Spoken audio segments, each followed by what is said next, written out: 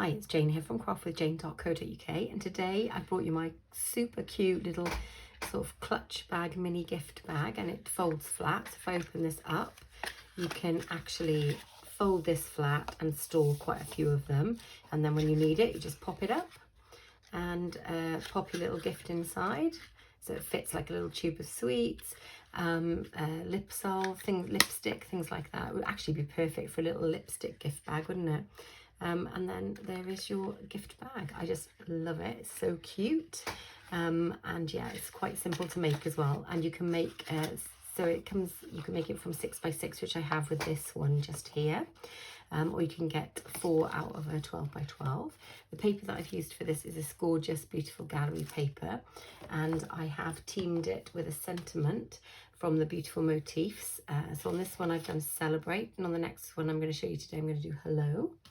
And then for the cutout of the sentiment, I have used the Stylish Shapes dies. I've used this one for the Hello, and I've used this one for the Celebrate, and I've trimmed it down. And I've used my hexagon punch for this clasp here, so I'll show you that when I come to do it. So this is my 6x6 piece of Designer Series paper, and I'm going to score down 1 1/4, and then on this side 4 3/4, or you can rotate it and do 1 1/4. And then through the center of the box, I'm going to do 2 1/2. You can do 3 1/2, or you can rotate it and do 2 1/2 again. And that way you're making sure that it's nice and even. And that is it for the scoring for this Designer Series paper. But for the clasp, I'm going to get out a piece of my basic beige. I'm going to punch out my shape, which will become my clasp from my heartfelt hexagon punch. And then I'm going to pop this into the center just here, like so. And you can see that on the 1 1/8 line, spot on halfway through. So I'm just going to score down there and then bend that in half, like so. And that's my clasp. And then I'm going to burnish my Designer Series paper. So I'll do this to start with. And then I will do this. And whilst leaving these corners in, I'm going to burnish this just like so. And I'll do exactly the same here as well. So just burnish that across there. So that is the burnishing done there. And then if I can turn you this, it'll show you that what I'm going to do here is I'm going to bend this like so at this corner and bring these two sides together like this. Just squeeze it down, and then on the inside, when I do that, I'm going to press and burnish the inside piece just there, like so. It's creating this fold just here then. I'm going to do exactly the same on this side. So I'm going to fold this, make sure to take it to that corner, fold this like so, and then I'm going to squeeze it along there, and then I will burnish the inside. So that's created that lovely bit that comes up just like that then. And I'm going to do exactly the same on this side. So I'm going to take this piece out like this to that edge, burnish it, pinch it along there, and then burnish it with my bone folder. And I will do the same just on this here. So I'm going to bring this edge, making sure to keep that corner nice in there, together like so. You can see that corner comes in there, and then just burnish the inside like that.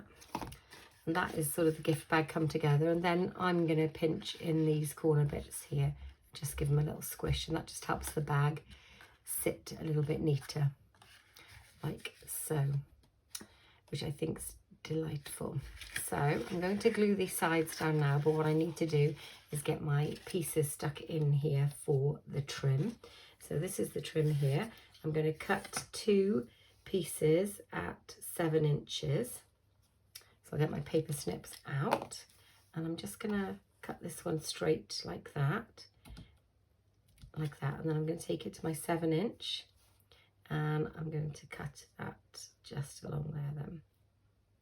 So it's around my 7 inches, and then I'm going to do exactly the same, but I'm going to measure it here because I want my 2 pieces of ribbon to match, and they become my handles on my little gift bag.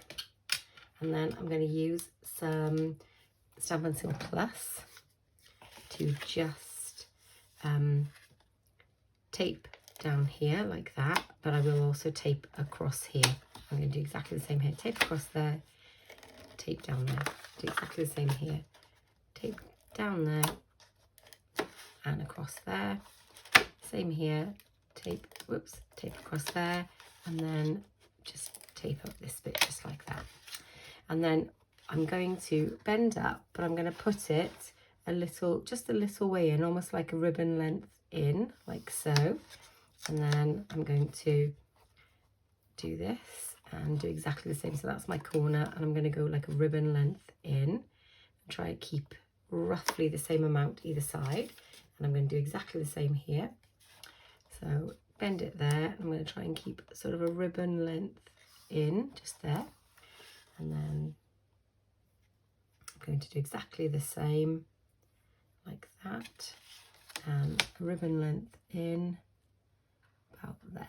I'm just going to gently bring these up to see if they're similar, and they are pretty similar. So I just need to move across a tiny bit, and then I'm going to simply press that down and do exactly the same that side. And then when I bring them up, you can see that the ribbons are a lovely length, and that works really nicely. So next I'm going to be gluing in my piece just here.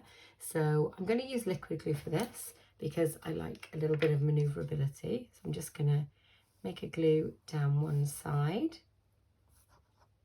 just like that.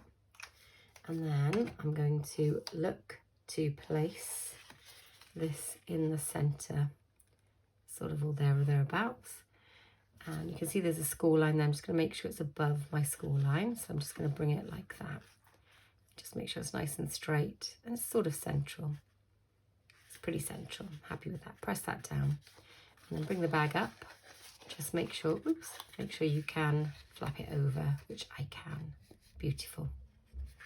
There we go. It's quite lovely. And then I'm going to use a magnet on this inside here. So these are my Amazon magnets. I've had these for a couple of years. They're very thin magnets. You should not be using these if you're going to gift this to children, or if you've got pets in the house, anything like that. Try and avoid using these because they are very dangerous if they are swallowed. So maybe use Velcro dots instead. I'm going to get my Take Your Pick tool, and I've got my glue dots just here. So I'm going to glue, first of all, I'll do this and glue this one just here like so, sort of central, and then I'll put another glue dot on the opposite side, and then I will shut my bag and press the enclosure down. So I'm just going to bring my edges together and then gently press that down and press it in, and then prise them apart and make sure that they're fixed. So there we go, nice and fixed, just like that. And then you can see that that closes beautifully. I wish I'd done my front on this side now, actually, because there's more of a pattern on this side, but c'est la vie, I've done it on this side, so it's still a beautiful pattern. But yeah, so that is just closed there. And then I'm going to get out my gems. So the gems that I'm using are these pressed flower motifs, and I'm going to use a large one just in the center here to be my sort of decorative closure. And then I have already printed out, stamped and die cut my little hellos. I'll pop a Stampin' Dimensional on the back. I'll put 2 on the back here, just like so. Take my back ends off, and this plain little corner down here, I'm going to pop this little hello sentiment just down here to break it up. Lovely. Just like that. And then I'm going to use one of my little flower ones to pop a little one just up the corner, just there, like that. And that is my very cute gift bag finished. and these are my fold flat mini gift bags. If you've enjoyed crafting along with me, please do comment, like and share my video. I'd really appreciate that, and I'd love to know if you've got a colour preference over these two. Please do pop it in the comments below. It'd be really interesting to hear. I do think this is my favourite. I'm not sure if it's because of the paper. I think I love this one the most, but yeah, I think this one's quite sweet as well. So do let me know down below which one you prefer. If you're interested in purchasing any of the products that I have used and you live within any of the countries in Europe that Stampin' Up sells in, please do follow the links below. I do send out a lovely thank you pack the following month for qualifying orders. And also if you'd like to join Stampin' Up and you live within any of the countries Europe Stampin' Up sells, then you can also join. So please do consider joining my lovely team. Links are below for that as well.